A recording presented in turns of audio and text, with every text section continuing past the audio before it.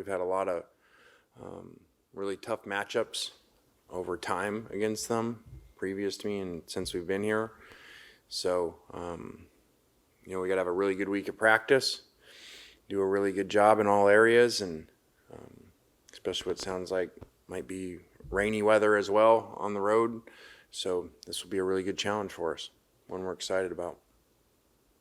Questions? Lane, obviously, Pupal previously played at Arkansas, and you saw him a couple of times. Just what about him, playing-wise, personality-wise, made you want to bring him aboard? I just thought he was so physical and played so hard. And actually in our game, felt there was a difference. He got hurt in our game against them a year ago and just felt like it was a difference when he was in there, a difference maker. And and he's been great for us. So love the energy he plays with. Discussed it today. He's got to make better decisions right at the end on these penalties, but plays really hard and is a great teammate. Lane, looking at Arkansas's offense, dual threat quarterback, the first one that you guys have seen in conference, 314 through the air and then almost had 100 yards on the ground. How are you guys preparing for the Arkansas offense under Bobby Petrino? Yeah, we got to do a great job containing him. This guy's as talented and long as they come, and so we're gonna have to do whatever he tries to do, rush really well and contain him and have a really good plan. And Coach Petrino for a long time has done a great job on offense and given people a lot of problems. We played him last year and he did a good job against us. So like I said, this is a really well coached team all around. They made major defensive improvements in year one a year ago with their new defensive staff, and they're doing a great job. You kind of touched on it there, but because on the flip side of that previous question, looking at them defensively, knowing what you know about them, what ways do you feel like they'll provide y'all the biggest challenge on the defensive side of the ball? I think they're big up front. I think they're really physical. They've plugged in some portal guys at linebacker and DB that are doing a really good job for them. And I think they always play tough. I think even playing them at Alabama, they seem to even play tougher at home down there. And so we're going to have to play really well. Have you ever gone against Bobby Petrino's offense, and if so, what are the kind of the characteristics of it? Well, we did last year. So he just does a really good job of play actions and coaches the quarterbacks really well. And like you could see their improvement at A&M, just in 1 year, and now what they've done this year already with him.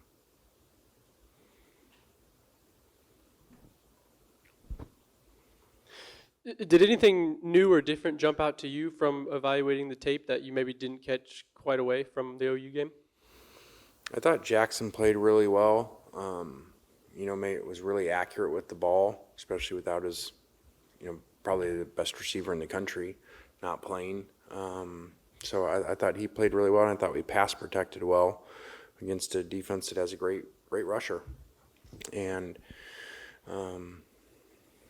I thought we settled down on defense with the new play caller early, and they kind of ran a lot of tricky type of stuff and kind of took a lot of different shots that way. And then we settled down and played great defense in the second half. And I think after rewatching it too, like, that's a good win, and I told our guys today, don't let people outside of this room steal your joy about winning in the SEC, especially by 2 scores and dominating a second half. So it's kind of the world we live in around here now, and people have these expectations that you got to win by so many points, and I think that's probably happens at a lot of places with playoffs and all the fan excitement about that, and not just do you win, but how much do you win by. So I want our guys to make sure that they understand when you win in this conference and you win by 2 scores and play a dominant half like that, there's things to work on, but also, enjoy it too, or you just kind of end up winning and being miserable. And they just announced November 9th kickoffs, 2:30 for y'all against Georgia. So you got 2 morning, 2 afternoon kicks left. From your perspective or coaching perspective, is there any advantage at all to playing day to night kickoffs? Yeah, I think that's proven over time in NFL and college, playing at night in electric atmospheres is a home field advantage, and tough when you got to do that as a opposing team. So that's been proven for a long time. And so who won at night? LSU gets to play at night again, I guess. Shocker. So that's 2 for 2 for them. It is an advantage. I feel bad for our fans, to not have one night conference game. Is really unfortunate for them, and so whatever. It's just really disappointing, but it is what it is. And I don't imagine you can go into too much detail, but are you able to provide a general update a couple days later? Is Dr. Luber doing better, and have you talked to him at all? He is. He's doing much better, and that's obviously awesome. He's a integral part of our program, but just a great person in the community, and helps so many. So that's awesome. Lane, we kind of saw an updated offensive line group out there. Just your thoughts on their performance, and what do you think is next, and how does that group going to look in the future? Yeah, like I said, I think the pass pro is really good. The the one sack that really is Jackson's fault. And one penalty when that had really been an issue, especially on the right side. So that was good to see. But we got to run block better, and that's everybody. We're not run blocking very well at receiver and tight end right now, which is discouraging because that's something over our years of being here that we've done really well, and that's disappointing. So, Coach, that was my next question. I know you can't be happy with the run game as of last Saturday. Was that more of how they were scheming us defensively? We're just not getting it done. Yeah, I kind of beat you to that. That they do a good job. They stop a lot of people in running, and people that are disappointed in the amount of points we scored and stuff go look at, everybody this year playing against them when they're not giving it away on offense, But that being said, too, like I said, we didn't block very well at tight end and receiver, on top of, at times not doing well up front. So that's a really bad combination against a really good run defense. But you're intentional in recruiting to get the defensive front deeper and quality depth, and obviously it looked like it made a difference with Oklahoma. Has that been a significant advantage this year? Yeah, it really has. You would know better than anybody, but I doubt it's ever been like that here. With backups that can come in and play like that, and 10 sacks, and so that was really a focus, and a lot of it's portal, some of it's Mississippi high school kids that are doing a really good job. So that's really great to have and be able to rotate those guys in and be able to stay fresh in the game is why you see, before maybe we had a good D-line, but you wouldn't have been able to have 6 fourth-quarter sacks because they've just been tired, especially because the snap counts were way up there against the tempo offense. So that was great to have.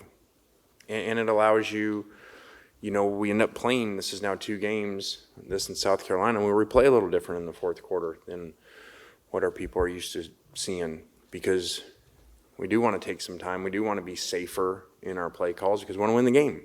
We're not trying to cover the spread. So, and when you look at that team, the way you lose that game, which someone else did, is being ahead and throwing the ball, and now there's a pick 6 against them, and they're losing at home. So I know it wasn't necessarily exciting, maybe the way we played in fourth quarter on offense, but also some of that comes with it when your defense is playing that well, and when you slow down, we tend to be less productive.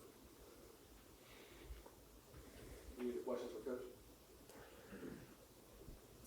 Can't remember if you specified or not, so apologize if you did. But was Nolan medically cleared for the second half, and do you feel good about him playing this weekend? I don't know yet. All we did was walk through. But, he said he was, not able to go back in. So hopefully he'll be better this week. And how much have you seen Perkins kind of develop this season? Yeah, I think compared to last year? Perkins has done an amazing job. I think he played 80 snaps, 81 or something, in LSU and covered punts and kickoffs, with not having Princely. So, which was not ideally what we want to do. And why I think Princely would have made such a difference in that game, just because of now Perkins is fresher in it too. So he's done an amazing job. The guys still cover kicks and have 4 sacks, I think, he's just like in high school when we went and watched him play. He could play like every play on offense and defense. He's just really amazing how he's wired inside. I realize TV pays the bills, but coaching and from a coaching and playing standpoint, the numerous first half and lengthy TV timeouts, are they disruptive to flow from a playing and coaching standpoint? Yeah, but I mean, it is what it is, so I don't think much about it when we don't have any control. It does feel like, man, like you get some momentum or whatever's going on, and then, here we are sitting here forever. So it is what it is. Like you said, they pay the bills, and